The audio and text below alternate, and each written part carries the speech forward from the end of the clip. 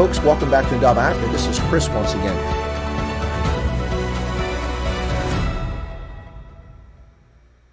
Hello, folks, and welcome back to Chris Wyatt Africa here on the Indaba Africa channel, part of the Indaba Broadcasting Network.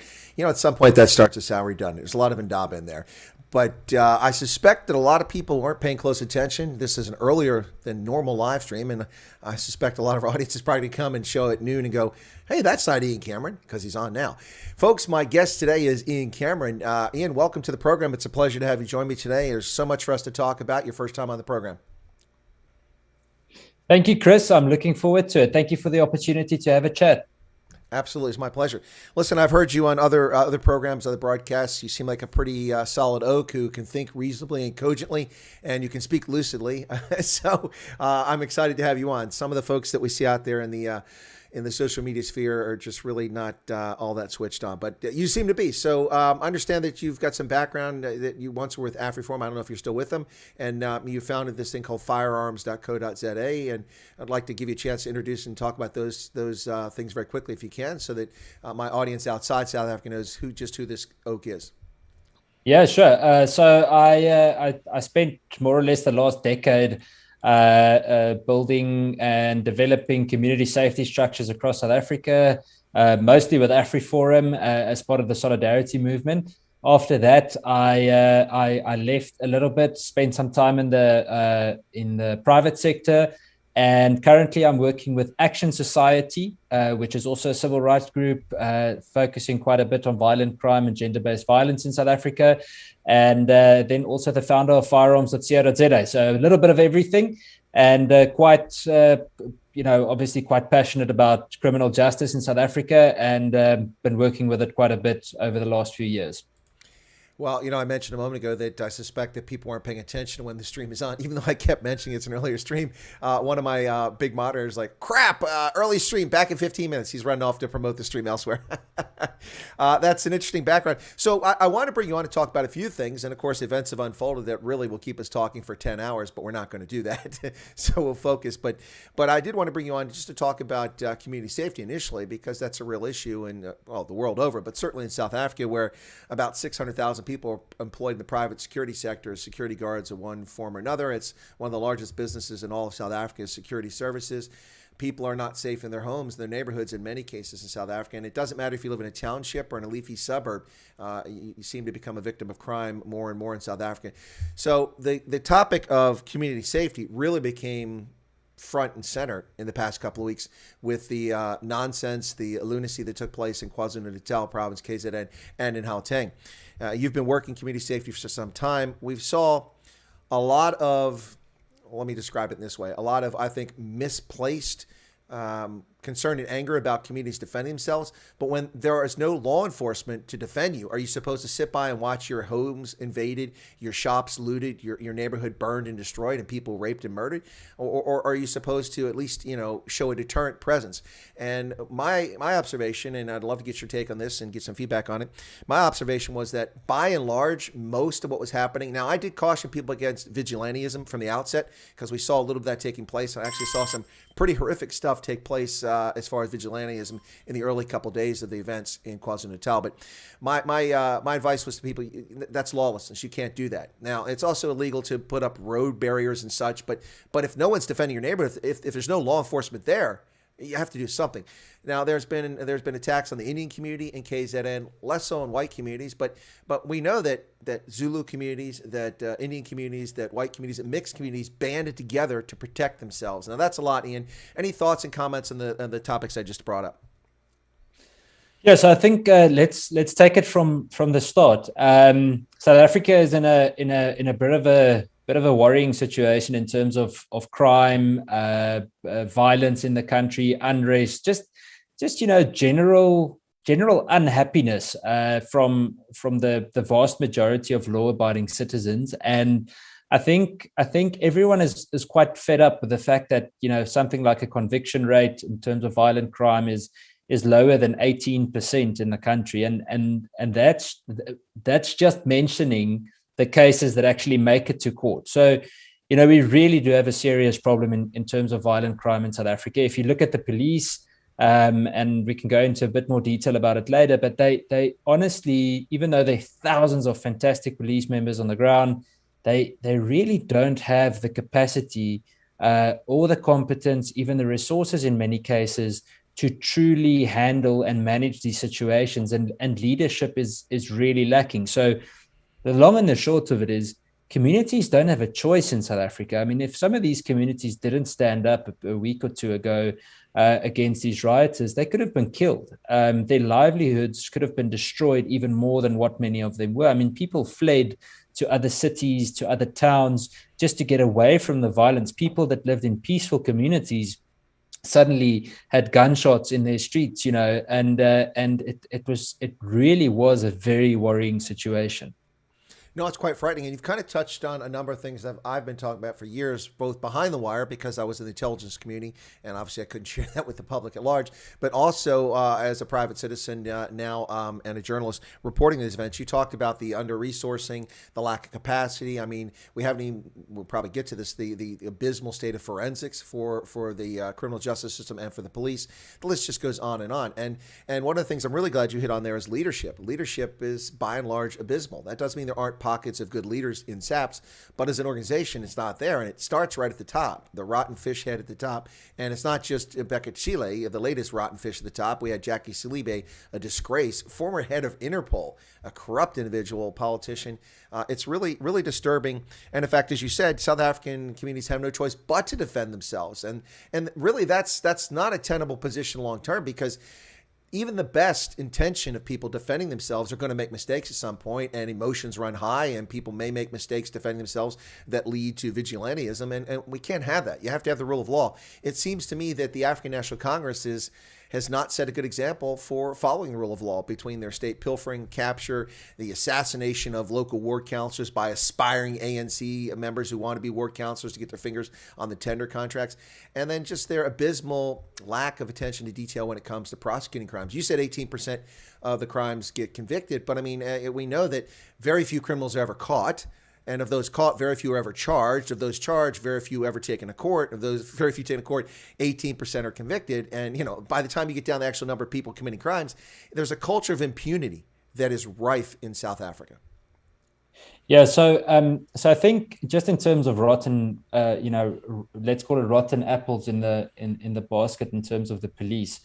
The last few national commissioners we've had that were permanent appointments were all somehow involved in a corruption scandal, and just today they exposed the current national commissioner with another corruption scandal. So it's literally a case of another one biting the dust. And I would go as far as saying that the ANC is a criminal organization, and I challenge people to tell me why not. I challenge people to come and show me how the ANC have been acting as a law-abiding institution, because they are not. And don't tell me that someone like Cyril Ramaphosa is going to save the country, because he is not.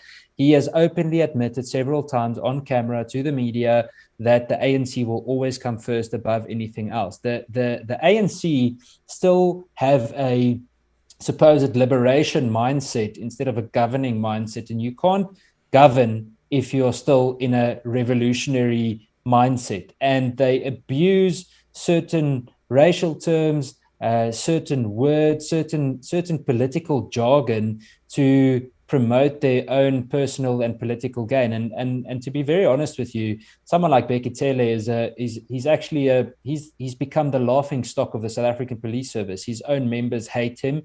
Members on the ground can't stand him. They all say that he doesn't know what he's talking about. When he used to be the National Commissioner of Police before, he was also removed because of corruption. Now he's the minister, can you believe it? But nevertheless, he was quite charismatic, and I must say, it felt nice in the way that he said, shoot to kill, cops need to be able to act. And it was as though there was a bit of a improvement in morale. Whether it's wrong or right, it doesn't matter. The point is the morale was definitely better. The point is, though, if you go look, let me give you a short overview of the South African Police Service. If you go and look at the South African Police Service in the last 10 to 15 years, the deterioration is vast. So let's start with the last decent internal audit that they did. South African Police Service, just a few years back, 47% of cops in the Eastern Cape that carried firearms weren't competent to do so. Just last year, many cops couldn't do their annual training shoot. In fact, the police changed it from an annual training shoot to a 5-yearly training shoot because of the logistics and supply chain problems. When we go and look at career police officials, we have previous national commissioners that weren't career cops. They came out of a social work kind of environment. They came out of corporate environments and so on. Deputy national commissioners that were primary or nursery school teachers. It just simply does not make sense. And the sad thing is we still have good cops, and it's a slap in the face to them. Back to the ANC and Bekele, what he did just before the FIFA World Cup that happened in South Africa just over a decade ago, or almost a decade ago, he pushed through as many people as possible to get enough blue uniforms on the ground for the World Cup to take place. So to give you an idea, since then, we only have, according to me, and this was last year, we only have one permanent social worker working in the South African Police Service at the moment. The psychiatric and psychological evaluations of cops is really down in the dumps. In fact, the highest figures of cops shooting their spouses, kids, and then themselves that we've ever had. And the interesting thing is, and this was told to me by people that worked with those cops in those cases, is that it's the cops that came in during Taylor's time when he pushed them in just to get a blue uniform. They weren't psychologically fit to do the job. They just wanted a blue uniform to get the salary. In fact, they were meant to get 2 remedials if they failed. Some of them got 4, failed, and they still got a uniform, and the list goes on. If you go to the ammunition crisis in the last probably 15 years, maybe a little bit more, the cops have lost over 30,000 rounds of ammunition. 30,000 firearms and over 10 million rounds of ammunition in a far shorter time. So, Chris, the list really goes on, and I stand with what I said, that the ANC is a criminal organization that is fronting as a governing body. They are not to be trusted, and they have never, in the past 15 to 20 years, acted above board. Justice does not matter to the ANC. Well, you've kind of hit it spot on, and my demarcation point is 15 years ago myself. That's when things took a turn this direction. Not that they were entirely going the right direction before that, but certainly it was a different landscape. But since the Polokwane massacre and the unseating of Thabo Mbeki, and I'm no fan of Thabo Mbeki, he's a man with a small ego and a real problem. But since that time, this is the path it's been on. Listen, I have difficulty disagreeing with you, Ian. I have been calling the ANC a RICO operation, a racketeering organization, that in the U.S. they would be charged with racketeering, just like the mob. They would be rounded up, and back in the day, Rudy Giuliani for the Southern District of New York would be parading him like the Genovese family in front of the cameras because they are a RICO operation. This is, to take the phrase from Michaela Wrong's book, it's our turn to eat. That's all it's about. It's not about governing. They rule not for South Africans, and certainly not for black South Africans. They rule for ANC cadre and their patronage network that keeps them in power. It's just unbelievable. And listen, you mentioned Bekele. I mean, listen, I got to say, he's very impressive. He looks very much like Huggy Bear, 1970s pimp. I love his wardrobe. He looks very much like a pimp out there. I've been calling him the gangster in chief now for a couple of years because that's what he is.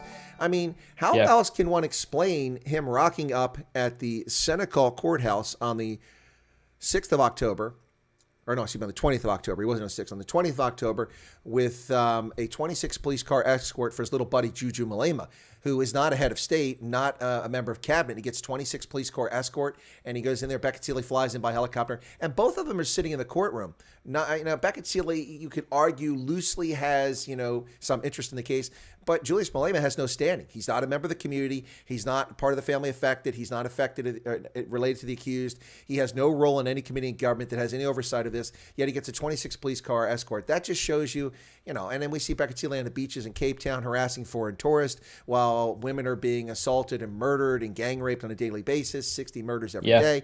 Cash in transit heist, the heartbreaking thing where the guard comes out with money, gets past the little bollards there, and then a bucky pulls up in broad daylight with automatic weapons. 8 guys jump out. He just opens a door so they can steal the money, puts his hands up, offers no resistance. They push him to the ground and execute him with a shot to the back of the head. They all have balaclavas on, so you don't even know who they are. This is Bekele's South Africa. It's frightening. Absolutely. So if you look at violent crime in South Africa, murder is usually the first horror statistic that people look at. The 58 average murders a day. Let's round it up to 60 a day, as you just said. But I think the very worrying thing to look at in South Africa is if you consider the stats in terms of attempted murder increasing, assault with the intent to commit grievous bodily harm, and the whole list of violence. 114 women get raped in South Africa per day, and those are the cases that we know of. It's a severely underreported crime.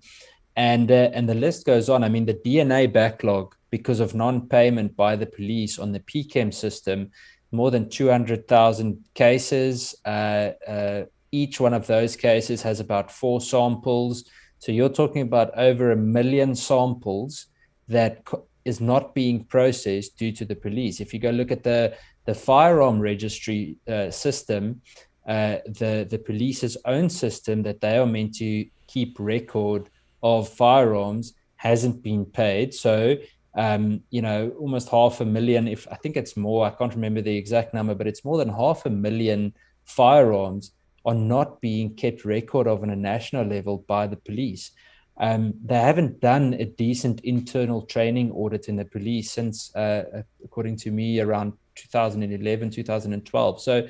So Chris, I think, talking about the solution side is that communities must mobilize and organize themselves within the framework of the law. And luckily, we've got a lot of South African people in many different communities, from poor to the richest, that especially in the last few weeks, and I think KZN obviously had a big influence on it, have really stepped up and they've said, but how can we work together, support each other's communities, communicate more effectively to try and put some pressure not only on criminals but also on government to come to the party. And from a safe citizen point of view, I'm an ambassador for the Safe Citizen campaign, and I must tell you that with the whole firearm amendment bill that is being proposed, the only political entity and provincial government that came to the party and said, but we need to fight this, was the Western Cape government and the Democratic Alliance. And regardless of political opinion or alignment, we can see the difference in governance in terms of general crime. I'm not talking about the Cape Flats. I'm talking about an entire province's general governance that is far better than anywhere else. And you simply cannot compare it to the ANC. The ANC, and I'm not even talking about the intelligence side. I mean, you come out of the intelligence community, you understand how the processes work, but the ANC can't use excuses like Bekele, saying that he was never informed about intel. First of all, him as a minister shouldn't even really be involved in operational affairs. So why is he the one doing all the talking? Second of all, Fikile Mbalula seems to be the one that's been forgotten, but he's the one that got operationally involved with the police. It wasn't long when he became transport minister, he was parading around in a traffic cop uniform with cops. It looks ridiculous. And if you take this into consideration, you can see how the ANC have tried to use the South African Police Service to become a political police force instead of a service that should maintain law and order throughout the country. So, long story short, communities have no choice but to organize themselves. If they don't, it's impossible to build a safe and sustainable future in South Africa. And when I say impossible, once again, I would challenge anyone to come and show me how it would be possible, unless you are able to change an entire government, which is corrupt to the core. And I guess there's always a tiny possibility for that. But the point is that community involvement is key to building a sustainable future in South Africa as we know it now, and I would say for the next 25 years. Yeah, no, I find it once again hard to argue with the point that it's an effort to make it a political force to enforce political will. I mean, we just see that. We see the ludicrous statements from Ramaphosa at the UN summit when he spoke to Bloomberg News. There are no farm murders in South Africa, as people are actually being murdered almost the same day. There are no white farmers murdered in South Africa. Well, that's demonstrably false. Let's be honest, even during the National Party's era, people were killed on farms. That was a reality, but it wasn't the phenomenon that we've seen since 1994, and which has really taken off since about 2002. Now, that's a topic I've covered for a long time, and I attribute a lot of this to willful negligence on the part of the ANC. The commando system, I think, was illegitimately disbanded on the false logic and the false narrative that it was a racist apartheid era creation, when we all know that those informed know that the commando system long predates the arrival of the National Party, long predates the establishment of the Union of South Africa. It was a Minuteman system that rose up people in communities to protect their communities against incursions, and it fought, the commando system served people well in the Boer Kosso Wars, in the Basutu Wars, in the Anglo-Boer Wars. And it's been around a long time. And in fact, when the system dismantlement began, 168, 178 regiments, something like that, the four newest regiments were entirely Zulu in KZN. All the forces raised were Zulu, and for most of the people in those regiments, the only form of employment they had was showing up for weekend or part-time duty, doing that. And they're not an ideal solution, and they're not the reason that there's so many murders, but they certainly contribute to rural security to a far greater degree than the SAPS are capable of doing on a daily basis. They did mandraks, they did seizures, cordon search, Daga seizures. They responded to farm attacks, things like that. That being taken away, that was, I think, a very clear signal that they weren't serious about security in the rural areas. Now, I've been called naive by some South Africans because I avoided the tag white genocide. And I've talked about all along rural insecurity. Having been a farmer, I know that you're isolated on a farm and you're vulnerable and easy prey for criminals if there's a culture of impunity which allows criminal activity to occur and it's not prosecuted. And that's really, in my view, what we've seen here. Not to mention, you could call the SAPS and they've got one bucky that works, and it's busy, taking another call. So you're going to have to wait 4 hours for them to come out. So really, even more so than the urban centers, I would argue that rural South Africans are left to their own devices by the government. Would you agree or disagree with that? Absolutely. So once again, I think it's important to create context. When Thabo Mbeki announced that the commandos would be disbanded, he said that they have an alternative in place. And when you speak to someone like Dr. Johan Burger, who was a general at the time, worked directly with Jackie Salebi, he would tell you that there was no plan in place whatsoever. And so would many of the other senior officers that worked with him. So that was a blatant lie. And in fact, since 2010 up to 2018, South Africa has decreased its reservist police numbers by 80%. It's just over 60,000 cops that don't work anymore. And I mean, that was basically a free service of passionate people that wanted to combat crime within the framework of the law. In terms of the commandos, it's a very interesting topic because I think the commandos were incredibly effective in many ways. And the wonderful thing about it was it gave communities a statutory type of body within which they could combat crime, do preventative operations, and it was a massive force multiplier for the police. I mean, it made a huge impact for police to know that you've got an amount of people, a large amount of people that are well trained, well organized. They've got good command and control. They've got a good communication structure, and they are able to assist with police operations, amongst other things, obviously. The interesting thing is that the highest numbers in terms of farm murders, concentration of farm murders that we had was probably about 3-4 years, the last 3 or 4 years that the commandos actually existed. And I still want to understand why that was, because I'm an outspoken supporter of the commando model, and I'm an outspoken person in terms of why reservists in the police context are so important. So that's an interesting thing, but I think that could be left down maybe to a research topic for another day. If we take it a bit further, I think the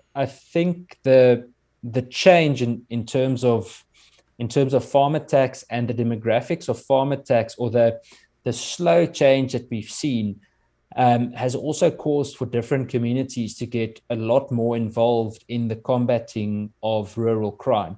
So, let's say it honestly, I mean, for the last year, I haven't been incredibly focused on farm attacks, but from the 9 years that I worked directly with them every single day, I worked with just over 3,000 farm attacks during that time period. And if you go and consider the range of attacks, it was very clear over the last few years of my time working with them that more workers were being attacked by the attackers. Very cruel things done to them as well. It was still not the majority, workers being attacked. It was still the farmer. And often workers would be kind of threatened to give information about farmers. Then they would say no, and then they would get hurt themselves, and there was this constant intimidation. And I think the model that I saw in parts of the Western Cape really works well, where farmers and workers alike, patrol their communities together, patrol the region together, and they communicate effectively with each other. Another model we worked with a few years back in the Eastern Cape was to pull the taxi associations in, and we can compare it now to the riots in South Africa 2 weeks ago, but to pull taxi associations in and have them assist with community patrols, awareness drives, and it was because of police corruption that the police then tried to stop that, and it was a challenge. I mean, we needed to make sure that the taxi guys don't turn into vigilantes, because they just have serious support and serious momentum, and they really can be effective. So it was a challenge in that regard. But those are the models that we need to be looking at, because South Africa is unique in many ways.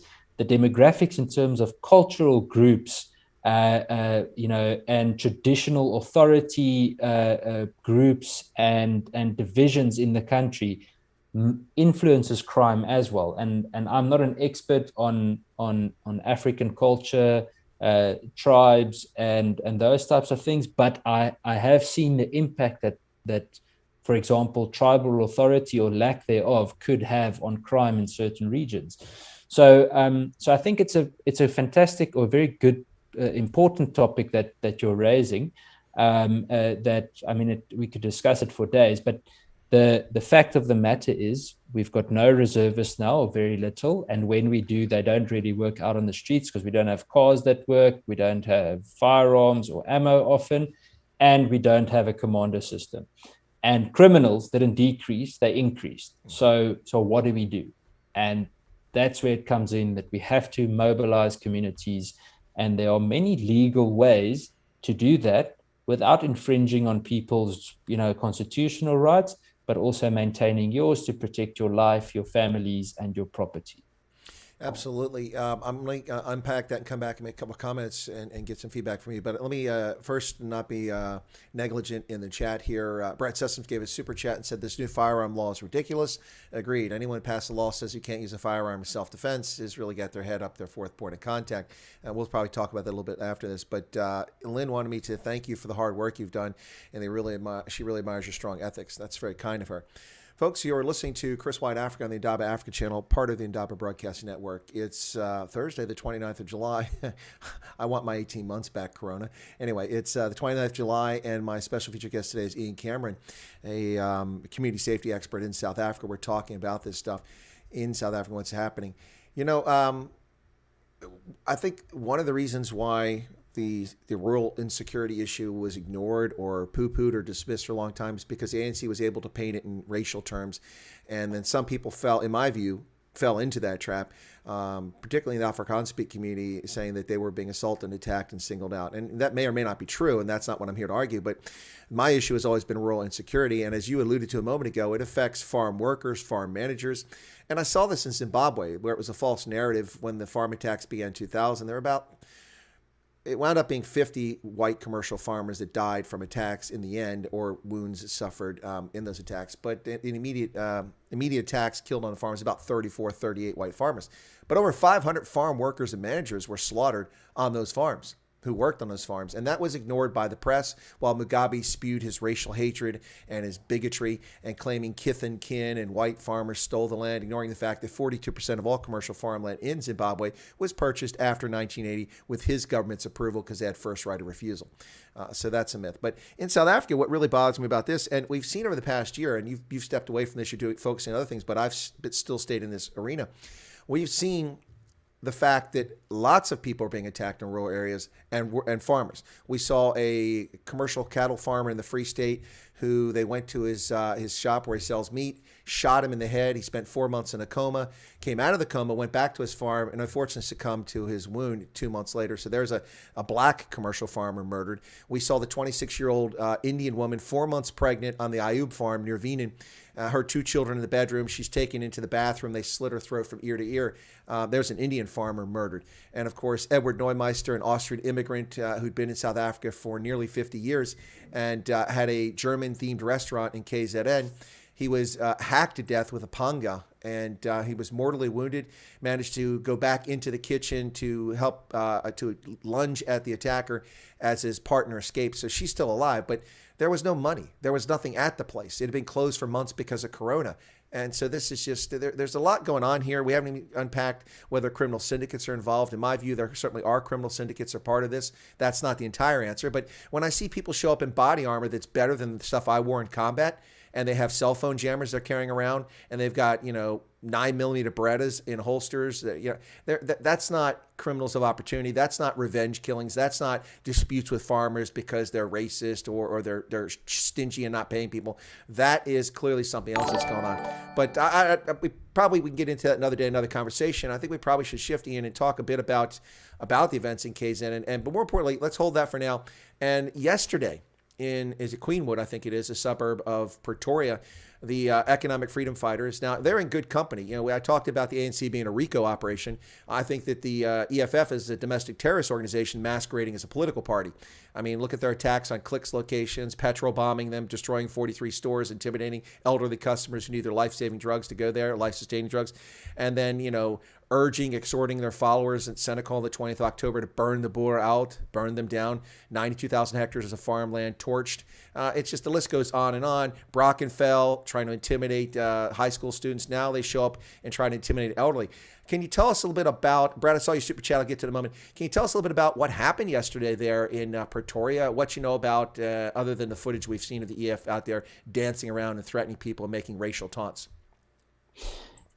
Yeah, so it was the usual EFF, show that they tried to put on. It was quite it was actually quite a disappointment, to be honest. It's a whole bunch of empty threats we often see with the EFF. Now, first of all, I think it's important to highlight that the EFF have got no locus standi or mandate or any jurisdiction to act as a labor body. They're a political party, and there's a court order that tells them, look, if you want to get involved in labor issues, get registered as a union, and you have to make sure that you comply with certain regulations. So that's the theoretical part. I think in terms of the EFF and their strategy, I think they're really struggling to stay relevant.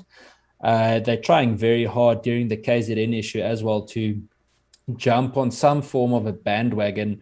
It's kind of like with Zuma. First they said he should be jailed, then they said he shouldn't be jailed. Now they're saying he should be freed. Yeah, it's getting kind of confusing. I think they.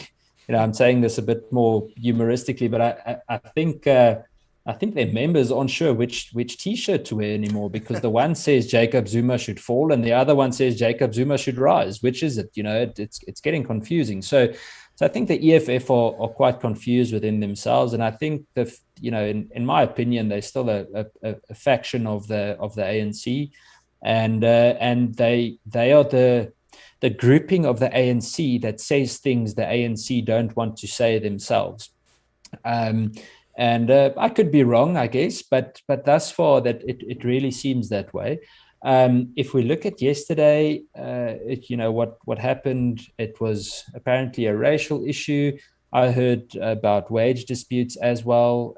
Staff at this old age home in Queenswood in Pretoria that were unhappy. They complained to the EFF. The EFF for about a week or two had been protesting there sporadically, wasn't very successful. And then yesterday they had this march, and it was quite laughable because, they're always very aggressive and they shout things and so on. But as soon as they get challenged with not the police, by community members, they kind of freeze. They've got their usual things. They say that you're either a racist or you support apartheid or some ridiculous excuse. They always have the same. I think they all learn 3 quotes if you want to become a member of the party. Nevertheless, it was quite disappointing. They got confronted by Neighborhood Watch members and community members who banded together, not a very large group, and they just said, look, you're not going to parade through our streets here. We've got law and order in our streets, and if the police aren't going to stop you, we will stop you.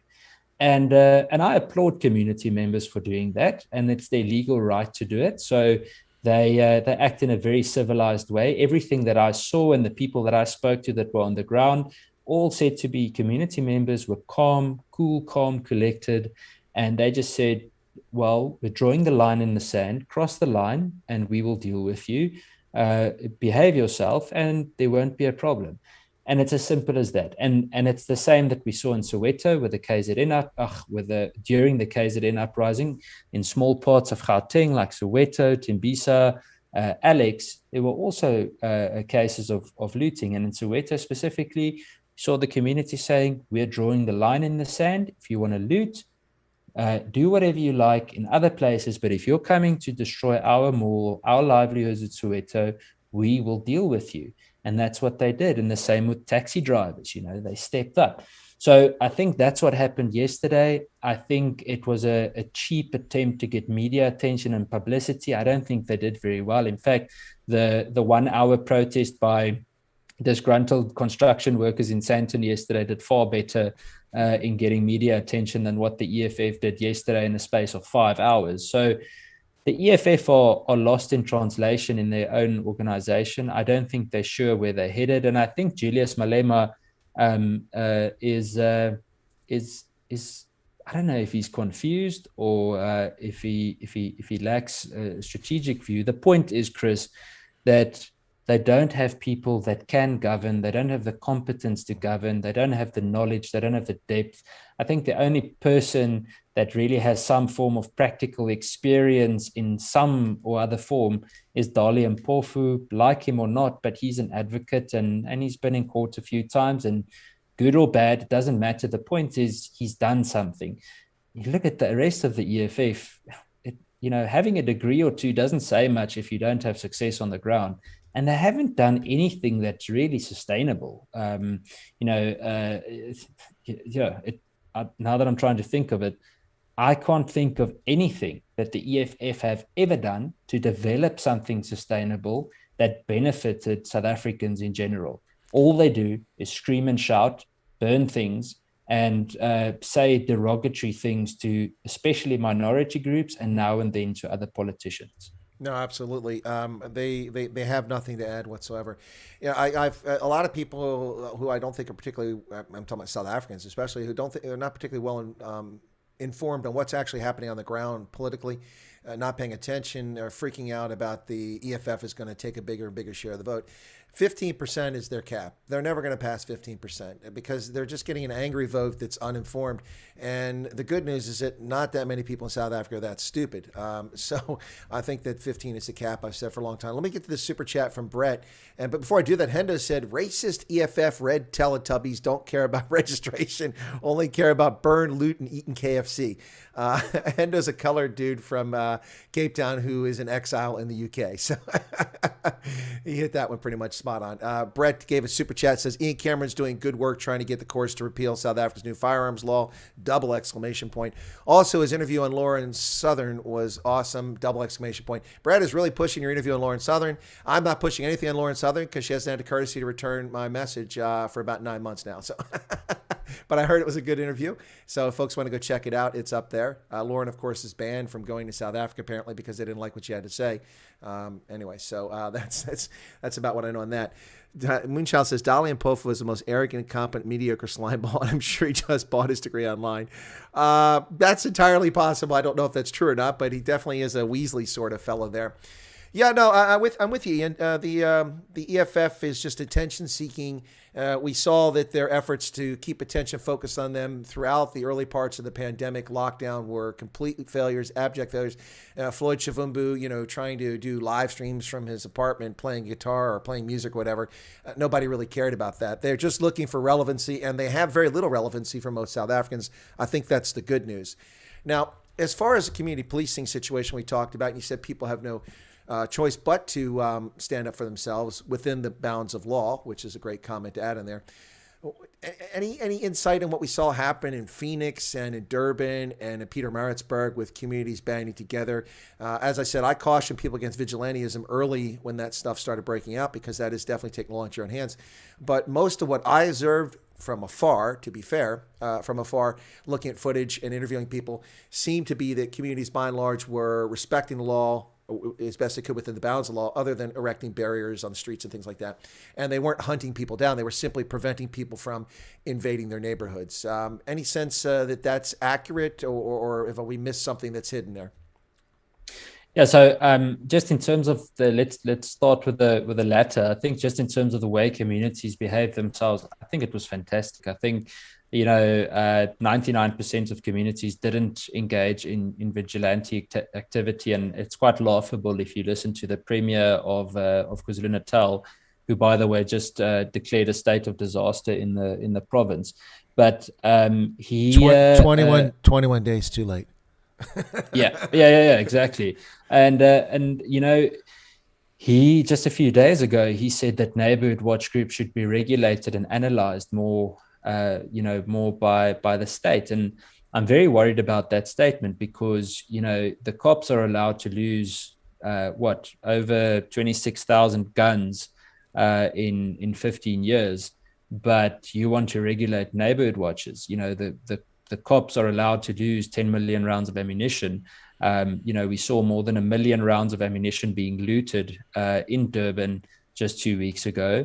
And then Bekitele has the audacity, the absolute arrogance to announce the recovery of a few thousand rounds as a huge success. But he forgets to say that the ammunition was meant to be under police guard, and the police had counted the ammunition for further shipment into South Africa just a few hours before it was looted. So, I can't help but wonder, inside job much, but nevertheless, communities did a great job. Obviously, from an Action Society point of view, as an organization, in terms of Safe Citizen campaign and the whole firearm debate that we've got, that's quite hot in South Africa at the moment. It's very important that people don't engage in vigilante activity. That being said, something like barricading roads in your community when there's unrest to the degree that I saw, I would have done exactly the same thing. In fact, I would have helped people do that if I could, and I would be transporting signs for them to tell people to slow down and put speed bumps up, because the fact of the matter, Chris, is that the threat was real in residential areas. Peaceful residential areas with low crime rates had people running up and down, stealing things, looting, and firing gunshots at each other.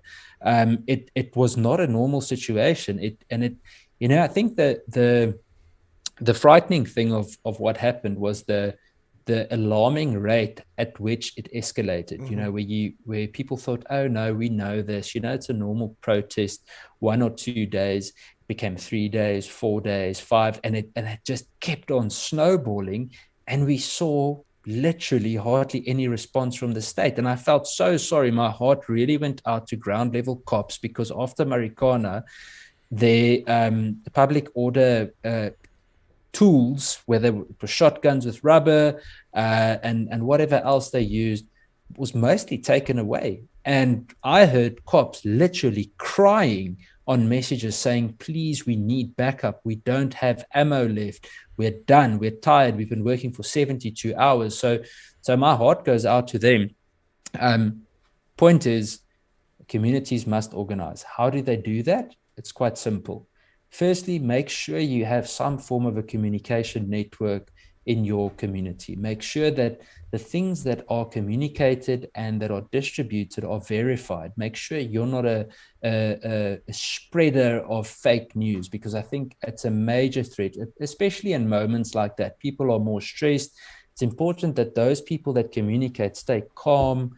They keep on thinking, what good is this message going to do? Is it important for people to know, yes or no?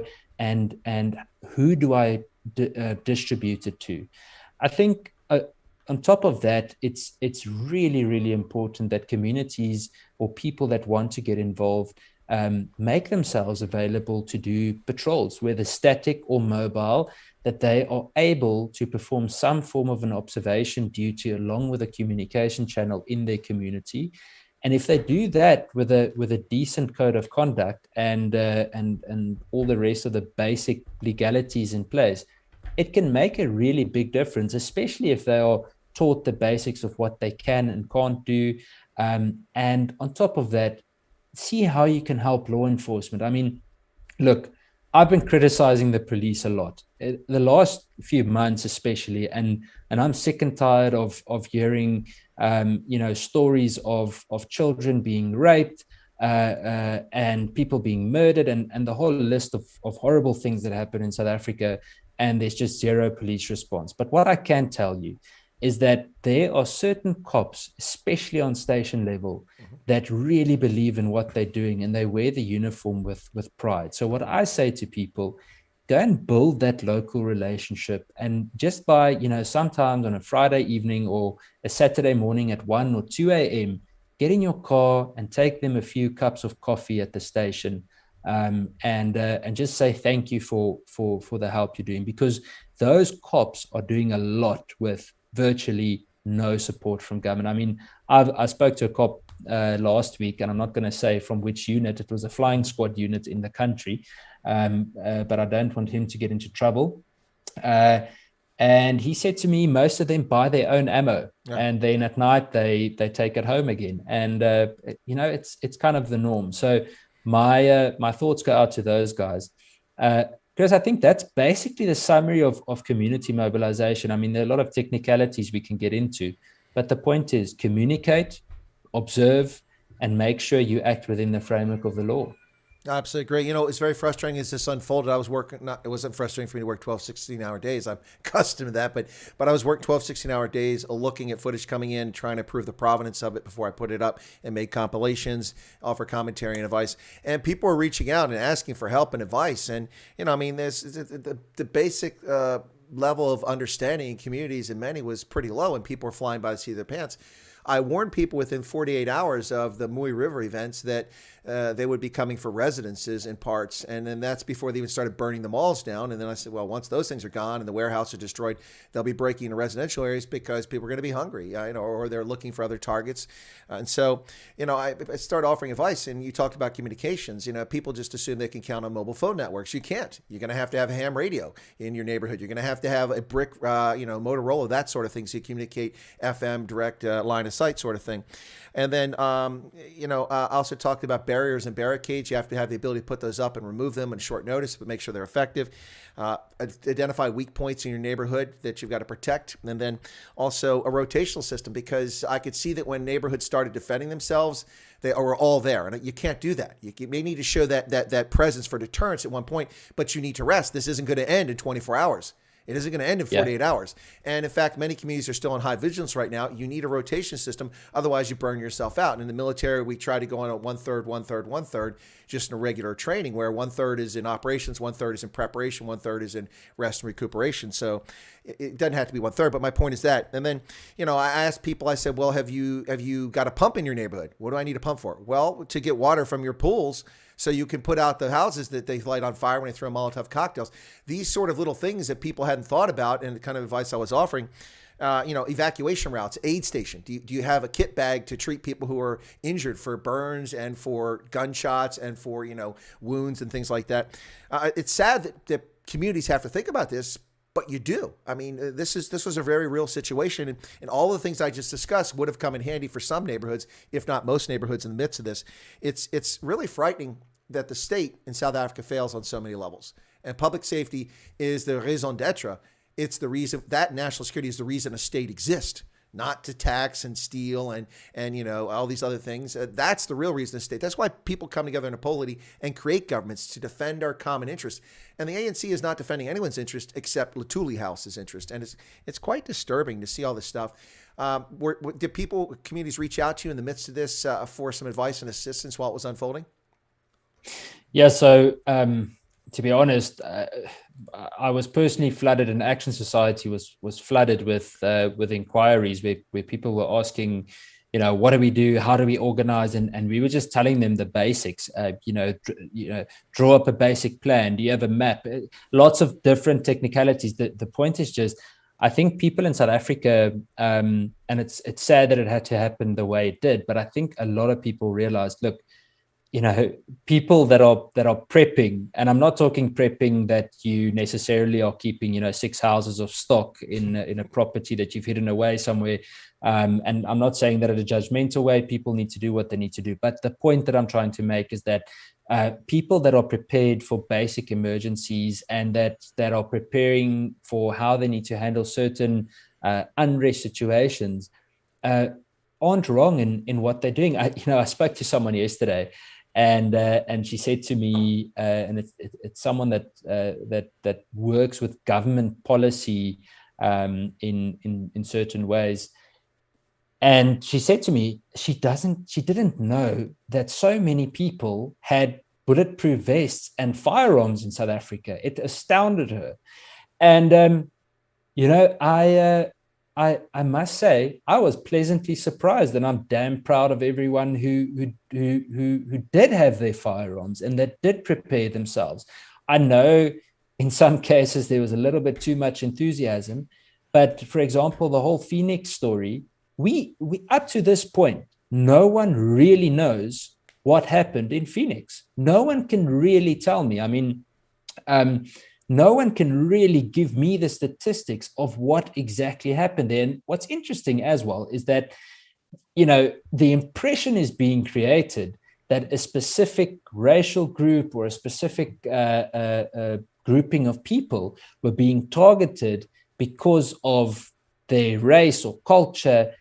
But no, if we go and look at the rest of the country, forget Phoenix, if we look at the rest of the country, where people got hurt, they were being criminal. They were looting. They were destroying livelihoods.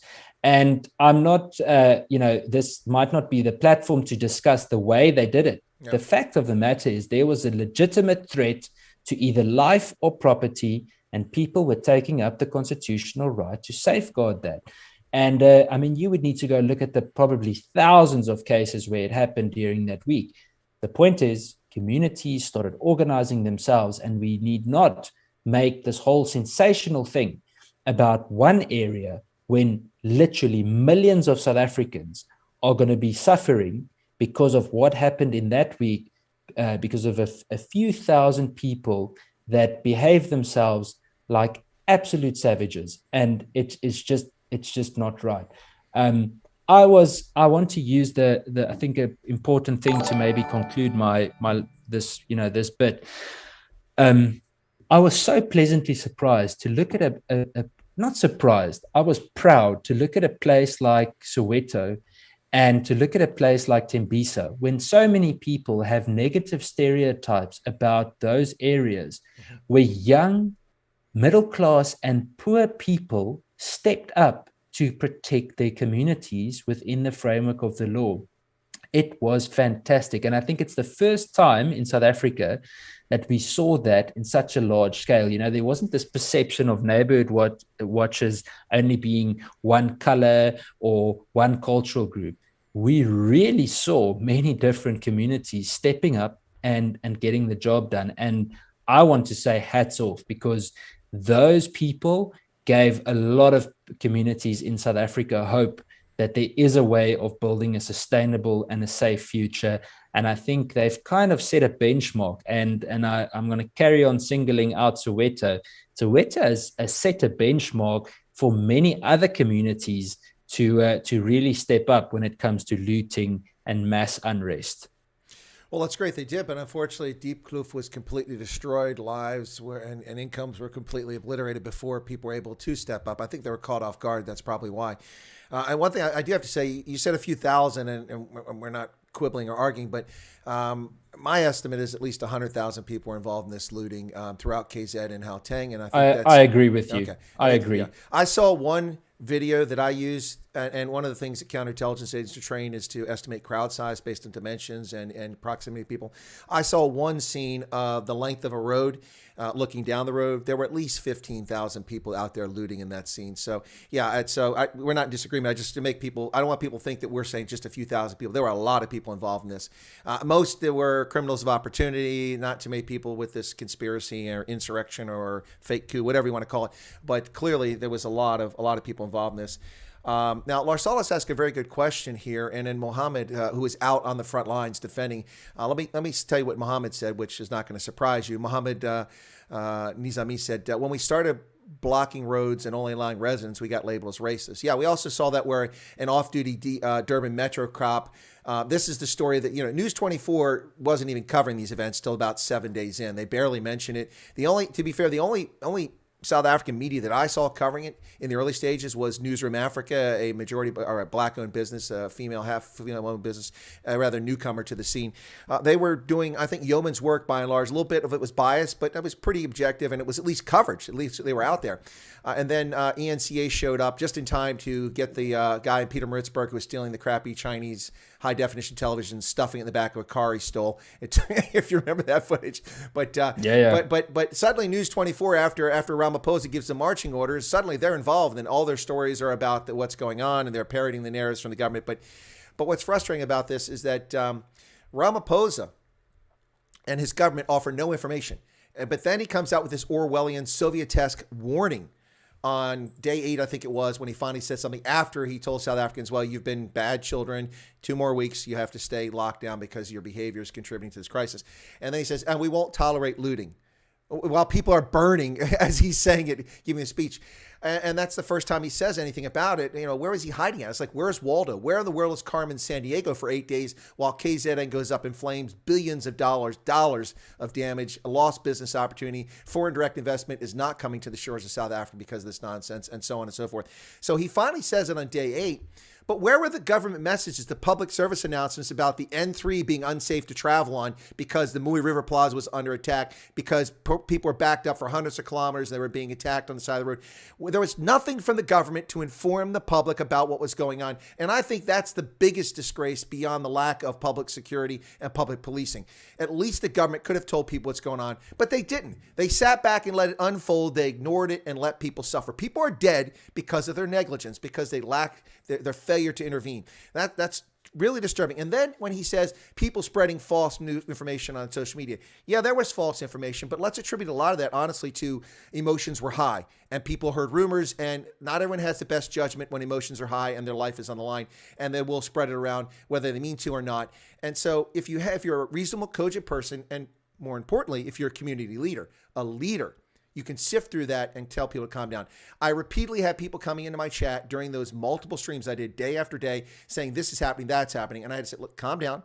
We have no verification of that. That doesn't make sense. It doesn't seem plausible. That's probably not the case. And that's all that was needed here. And there was none of that, an absence, a dearth of leadership from the provincial government, from the municipal government in Durban and Peter Maritzburg, and total chaos. This is the most embarrassing thing ever, even at the height of the People's War in KZN, and at the height of the demonstrations and the civil war inside of Soweto in 85 and back in 76, South Africa was never at this depth. This is a disgrace.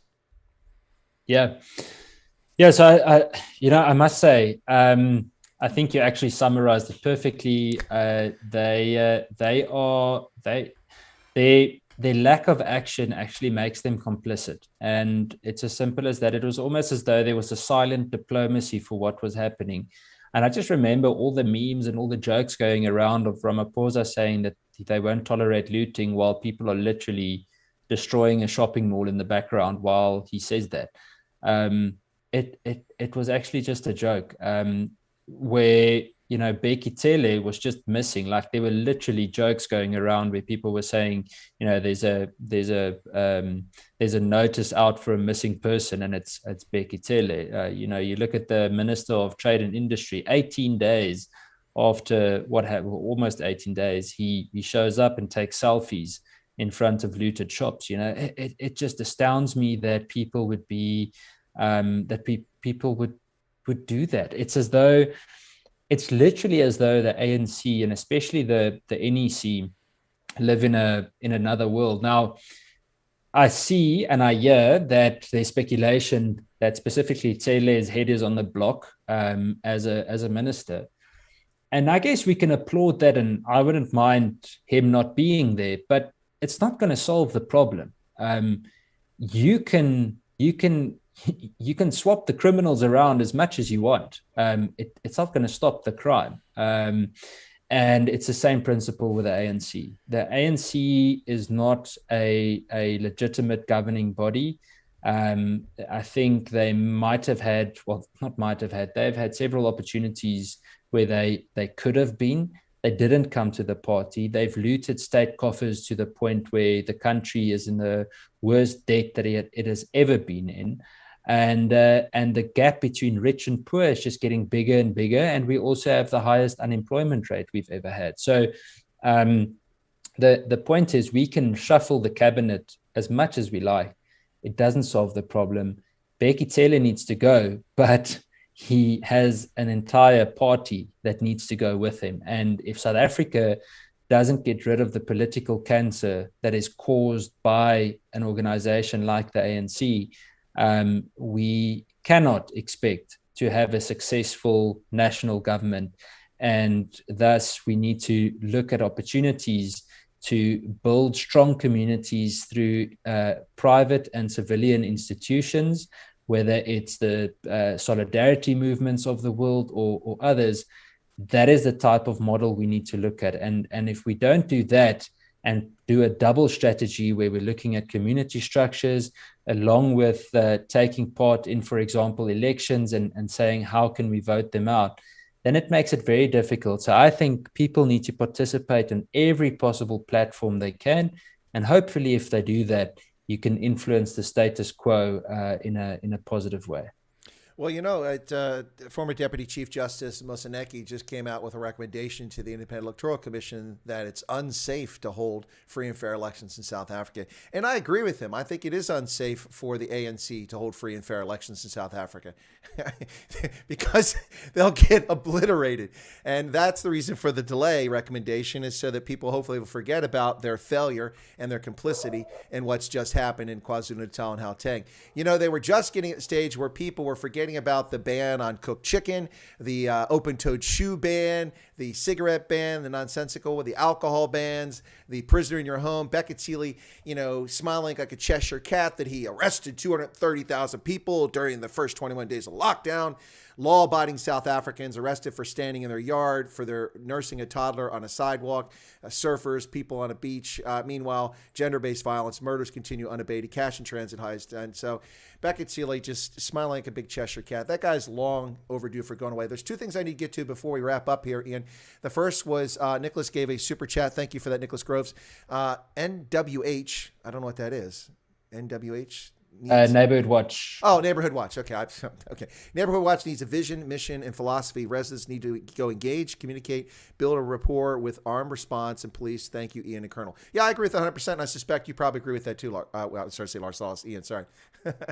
And then Lars Salas had a question. He said, ask Ian if he has plans to hold a rally in person or virtual to act as a practical question and answer for communities that want to organize more effectively in, I assume he means the aftermath of what's just happened. Seems like a good question. I don't know if your organization is doing that or if you're going to do it yourself personally or if it's something you even want to weigh into, but certainly I would think that there's a lot of interest and appetite for that sort of information right now. Yeah, I think people can watch Action Society. There are similar things being arranged, and it might not be a rally of some sort, but it'll definitely be a virtual opportunity for people to get quick questions and answers. So I think there will be opportunities of that kind. And obviously it's very important, especially after what happened, that people don't now stop organizing. They need to make sure that they establish strong community structures. And I don't think this is the last time we've seen this. In fact, I would go as far as saying in the near future, we're probably going to see it again. And I believe in coming years, in certain parts of the country, it's going to flame up quite regularly. So we need to make sure that people are well organized without spreading a sense of panic. And what I've also realized, Chris, you would know from your background that a basic plan has the ability to really keep a community calm. When people don't have a plan and they don't have calm and competent leaders, they seem to get more panicky. So it's very important that we approach it in a calm and level-headed way. We do not want a situation where people unnecessarily get into physical conflict. I heard a lot of people during that time really saying irresponsible things of what they would do to looters and so on. And, I've had my share of maybe small experiences in bad situations, and it wasn't nice to be in that situation. And I don't think people should romanticize war or civil war or different types of conflict, because there's nothing romantic or good about it. And when people start losing lives, there's nothing rewarding about it. So the point is, we need to be responsible with the way we move forward. Communities should organize, because an organized community is a calmer community. When they have a plan to fall back on, you don't see people taking unnecessary drastic measures and often emotional measures when they should rather be just, level-headed and approaching things in a contained type of way. I agree with you 100%. As a combat veteran, I don't get the glorification or people making what I think are boastful or empty threats or emotional threats about perpetrating violence. Listen, death is terminal. You don't come back from that. And if you kill someone and you should have killed someone, that's with you. That's who you are now. That doesn't change. And it is disturbing. And that's one of the reasons why I called for calm about some of because there was a little bit of really nasty stuff going on. And what I saw was black on black, but regardless, it was white on black or black on white or what. It isn't germane. The issue is people are taking the law into their own hands and meting out justice. And you're not a competent legal authority. That's not your place to do that. And once you have that lawlessness, it's hard to go back to the rule of law and order. And part of what we're seeing here is some old stalwarts who've been around that were part of the People's War in KZN. And they're easily resorting to violence. Some of the people are involved in this. Also, lots of younger people are involved in this too. But it's I think it's important to do that. And back to your point very quickly, Ian, is the other thing was that the reason why a lot of people do that who would normally do it is uncertainty. And the lack of information because the government failed and there were no existing communications networks. One of the things I kept asking, and it's like a few people took offense, and I said, don't take offense. I'm asking a legitimate question. I thought the Sightlanders were a civil defense organization that claimed to have this broad-based communications network to warn people.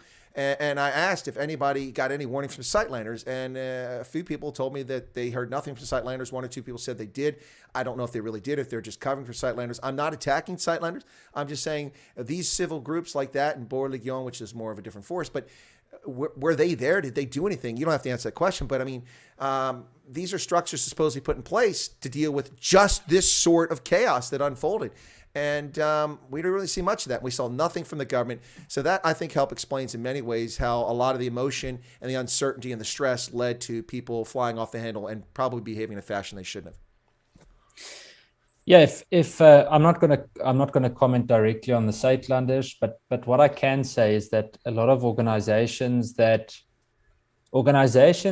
and this isn't necessarily regarding them, but organizations that often unnecessarily spread panic perceptions, they played a cry wolf kind of game, lost a lot of credibility in South Africa, and I think they did a lot of damage to the cause. Organizations that weren't open that haven't previously been open for general cooperation with other communities and the general national community safety effort, I don't think have a place in South Africa. And this isn't me saying that cultural groups shouldn't look after each other and shouldn't develop their cultures and make sure there's a sustainable a future for them. That's not what I'm saying at all. What I am saying, though, is that if communities are able to cooperate in terms of community safety, the let's call it the buffer zones between different communities and the criminal threat just becomes so much bigger. And that's what we want to do. General Roland de Vries, that used to be the deputy chief of the South African Army, said something to me once that stuck with me. He explained it to me several times, and it's a very basic principle. Old-fashioned way of eating fish and chips. You get brown, it's folded up in brown paper, old paper, that old-fashioned way of doing. And if you take that paper and you drip little drops of oil on it, eventually the droplets join each other as these oil drops grow and they expand. They eventually touch each other and they form larger areas of oil. And that's the vision that we need to have for community safety in South Africa. If we don't have that type of vision and you're going to isolate yourself and that you're going to spread panic unnecessarily, I don't think you have a place. I think you're the same as the EFF, and I think you are neutralizing what could be a very positive community effort where different communities stand up and say, but we are going to structure ourselves. We want to work together and we want to build a sustainable and a safe future. So very quiet from many organizations whose names I'm not even going to mention. But something that I learned, and I must commend two organizations in terms of this. The first one is AfriForum. Now, I might be considered biased because I worked for AfriForum for many years, but there's often a misperception of AfriForum as being a certain type of organization that only look at a certain demographic. But in all the time I was at AfriForum, not once was it ever said that we can't assist a community in, for example, we presented a hell of a lot of training in Soweto. We spent a lot of time in many very, very poor Black township areas, training people, giving anti-rape training and so on. And never, ever was there any form of pushback inside AfriForum. In fact, they said, keep going, keep the momentum up, help people. The second one I would like to applaud, especially with the way they handled this specific situation, was the DA. I think the way the DA handled it now compared to what it might have been 2-3 years ago really stepped up. Within a space of less than 32 hours, we saw senior leadership from the party on ground level, and I don't think we would have seen it in the same way previously. I saw them really openly supporting neighborhood watch structures when the ANC have been quite critical of them. And I saw them step up in terms of the firearm control amendment bill. So those organizations are ones that are worth looking at in the way that they structure themselves, the way they are currently, taking on these different, let's call it, campaigns. Well, there's a couple of questions here quickly I'll get to. Kevin Johnson asked, what happens when we're confronted with, it says RPDs and RPGs. I think it means RPGs. And then he says PKMs. I assume he's talking about Soviet weapons there. My response before Ian responds is that that's situation dependent. You know, one of the things when we briefed our pilots going to Somalia back in 1992 is I was an aviation intelligence officer, and the pilot's like, Lieutenant Wyatt, what about the SA-6s they have? I said, well, I wouldn't worry too much about that. I doubt that any are operational and that anyone's trained to fire them and that they'll actually fire. And besides, the missile is larger than your helicopter. It's not designed to shoot at helicopters. It's designed to shoot high altitude and medium altitude. So my point here is that just because someone has an RPG or a weapon, that doesn't mean they know what the heck they're doing with it. And every situation is situation dependent. You'd have to look at where you're at, how you're confronted. So it's a fair question, Kevin, but I can't answer it except training, awareness, and then situation dependence. Do you want to weigh in on that at all, Ian? Or Chris, it's difficult to. I'm not going to get into much detail about it. Look, we know that criminals in South Africa often have access to quite sophisticated weapons. Unfortunately, a hell of a lot of them are state issued, and that have been stolen from government or supplied by corrupt officials. So we know that. We haven't been to a point yet, touch wood, that we've seen those types of weapons used during these things. We have seen an increase in the last 2 to 3 years where, you know, certain officials would have funerals and people would be walking around firing, discharging firearms whilst doing a procession before or after a funeral. So that is an increasing trend that we've seen in South Africa lately. Especially amongst, more ANC type of factions supporting or taking part in those processions. So we haven't seen it yet. That being said, Chris, I agree with you. Don't overestimate. You shouldn't underestimate the threat, but also don't overestimate it. In the majority of cases where I've seen good law-abiding citizens defend themselves with firearms, they did it damn well, and all the criminals fled, tail between the legs. They took whatever guns they had and they ran away. They didn't even stay for the fight, and it often happens. Now, with that, I'm not saying that people should take, for example, cash and transit heist gangs lightly. It is very dangerous, and we often see that more than 20 suspects might take part in a heist like that at once. So the threat is real. But what I'm saying is unfortunately, to answer Kevin, I don't have the factual knowledge to say that they've got access to those types of weapons. Obviously, we need to look out for it. But for now, we're not at that level yet. I think what we saw in KZN, along with the serious and violent crime going along with it, and that we generally see in South Africa, we've got a reasonably good idea of what the current threat is that we are facing. Yeah, and I'm just a statement before we close. I got one more question I want to ask you that came from Brett. Sean Brunt says, they were forewarned on national TV by threats of violence, bloodshed by Zuma supporters, and no one batted an eyelash. Yeah, and they also didn't arrest any of the thousands of people breaking the no gatherings lockdown standards at Nkandla for an entire week, and especially on the day after Jacob Zuma goes to court and says, hey, listen, you should reconsider my conviction because I'm an elderly man. I could die in prison. I'm not healthy. I need a physical therapist. And then he dances and sings out there with no mask in front of thousands of people with Magashule and Carl, as we affectionately call him now, Carl Nyhorst. That's what the international media called him. And so anyway, but so it's, they allowed it to happen, and in so many ways. But the question I want to get to, the last one here, we'll get to for you, Ian, is Brett asked a question. Let me find it very quickly. Is Ian doing anything to work with Indian or colored communities? I'm going to guess the answer is yes. I'm also going to guess that your focus isn't on any particular community. You're not there for Afrikaner communities or English-speaking or Portuguese or ethnic Germans or Tswana or Basutu.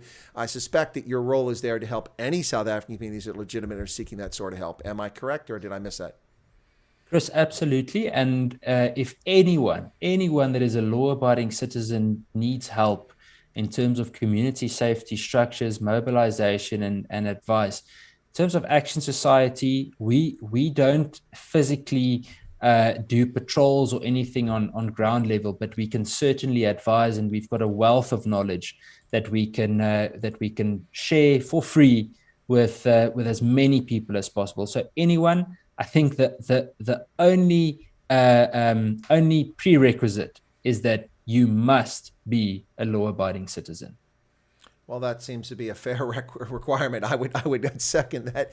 But I suppose we've talked about a lot of grim and doom, which is just facts. We're not being hyperbolic. We're not overstating the case. Just talking about a lot of facts, reality on the ground in South Africa. But at the end of the day, after the nonsense, the lunacy that's occurred in KwaZulu-Natal and Gauteng, I would argue, Ian, and if you can answer this on the way out the door, I would argue that the blinders have been taken off the eyes of several million South Africans who've been sleepwalking through the 27 years of ANC rule, especially the last 15 years, and really not even paying attention because it didn't directly affect them during lockdown. They didn't lose their jobs. Their businesses weren't folded. They weren't denied relief because their business wasn't a majority black-owned business. And so a lot of people weren't really hit or affected by this for one reason or another, either because they're wealthy or their business wasn't affected. And I think that several million South Africans have now had those blinders removed, and they're aware of what's going on. And we see communities working together, people hungry for information about what's going on in the country. I think that's, if any positive comes out of that, that's potentially a positive. Absolutely. I think, this is I don't want people to take this the wrong way when I say it, but in certain ways, what happened did many of us a favor. And by this, I'm not saying, I know the damage is, I don't think KZN will ever recover to where it was. I just don't see it. Anyway, not within in the next 50 years. The damage is just far too big. But one favor that these absolute criminals did for communities in South Africa, they gave us an opportunity that we had to organize ourselves. We had to start developing more structures, stronger, more united communities that are well organized, law-abiding citizens willing to protect their lives and their property. And the interesting thing is, Chris, when communities take up that right, crime generally declines, not because there's a physical confrontation. Criminals don't want confrontation. So if they see a community as well organized, they choose to rather stay away. No, absolutely. You look at two leafy suburbs, the streetlights are over here. Someone's patrolling on foot, walking around. Over here, the streetlights are broken and you don't see any activity. Gee, I wonder where I'm going to go after. You're going to go for the path of least resistance. The criminals are rarely going to take on the big targets. And that's why the EFF assaults children in Brackenfell and goes after old folks in Pretoria because they're easy targets. They can't defend themselves. But one last thing about the EFF, because people were mentioning that earlier, and talking about the threat, you have to know the threat. That's something I want to say. You have to know the threat with the question that we got there about the RPGs and PKMs. If you understand and know the threat, then you know how to deal with it effectively. We saw the EFF be authorized a foolish court judgment by a judge giving them permission to send 100 demonstrators to protest at Brackenfell because supposedly there are no black teachers there. But I don't see the EFF rocking up in the Eastern Cape where there's no Afrikaans speaking teachers in the schools where all the Xhosa kids are, or in KZN where there's no white or colored teachers and all the teachers are black speaking Zulu. They don't seem to have any issues with that. But they show up with not 100, but 3,000 to 5,000 people armed with pungas, knob carries, and golf clubs. Now, that is not a protest. That's a threat. Marching and toy-toying in impi formation, thousands of them. But when the water cannons came on, they ran like cockroaches. They ran like some of the best footage I've seen in ages. And what did they do to retaliate? They attacked parked cars in a car dealership and destroyed cars. That's what they're capable of. So that doesn't mean they're not capable of doing dangerous things, but you have to know the threat. And if you know the threat, you can defend yourself and your community far better. Ian Cameron, I want to thank you. It's been awesome having you on. I appreciate your frank and earnest approach to answer the questions and talk about these important issues in South Africa. You are welcome back anytime on the program if you'd like to come back. If you got a topic that's burning on your mind or something that's coming up, please let me know. We'll get you on. In the meantime, hopefully if I ask you to come back on, you'd be willing to come back on. It's been a pleasure having you on, Ian. Thank you, Chris. It's a pleasure for me as well. And I would definitely like to have a chat again. And thank you for everyone that joined us. Excellent, folks. Thanks a lot. And the irony, as I said, Ian, is that this is an early stream. A lot of people are conditioned to come on at 6 p.m. and at 9:35 for my streams. So our largest audience has arrived in the last 10 minutes during this stream because they're coming on for my next show, not realizing we're on. But you're welcome to go back and watch this stream, folks, after it's over. I'm suspecting a much larger viewing audience for this particular stream after Zola. We had about 100 on here, so that's pretty good. Anyway, Ian, thanks a lot. I'll let you drop off, and then I'm going to close out the program. Thank you, Chris. Keep well. Cheers. Likewise. Folks, that's Ian Cameron. I'll make sure I get the link for the organization he was talking about there. His personal links and firearms.co.za are listed in the description of the video, but I didn't have the action organization there. So I'll try to make sure I get that put in there if you want to go check it out. Thanks, everybody. Don't run too far off. We're just 20 minutes away from my next live stream. I'll be doing in straight voltage Indaba Africa News of the Day at 12:15 Eastern Standard Time, 6:15 Botswana, South Africa, and Namibia. Coming up in about 20 minutes. Thanks, everyone. Yeah, Rob, you missed it. You can go back and watch from the beginning. Please do. Be sure to comment. Smash the like button. 71 likes, 76 people here currently. We got to fix that ratio. Smash the like button. One thing that we did recover before SAPS got involved, or SANDF, is that we recovered the like button for Chris Wyatt Africa. It had been looted in Pietermaritzburg, and it was returned to us. So you have the like button. It's right down there. Make sure you push it. If you're not a subscriber, that button works as well. If you want to become a paying member and support independent journalism, hey, if you've got the means, feel free to do it. That's the join button down there. But please don't do that if money is tight and you're having a hard time making ends meet, because your personal needs come first, not supporting independent journalism. We'll make it without the support, but if you can support it, we appreciate it. See that? 76 likes. Now we flipped it around. We flipped the script. So thanks, but push it up towards 100. Thanks, folks. And I'll be back on in about 19 minutes. We'll see you there on Straight Voltage. Once again, my thanks to Ian Cameron. Fantastic. By the way, I was interviewed this morning by Gareth Cliff for Cliff Central for his program, and that'll be airing sometime soon. As soon as I get the link and I know it's posted, I'll put it on the notice board here for this, and also put it in the Telegram announcements group and the WhatsApp members group and moderators group to let you know my interview. Well, not my interview, Gareth Cliff's interview with me on Cliff Central. Anyway, folks, thanks a lot. See you in about 15 to 20 minutes.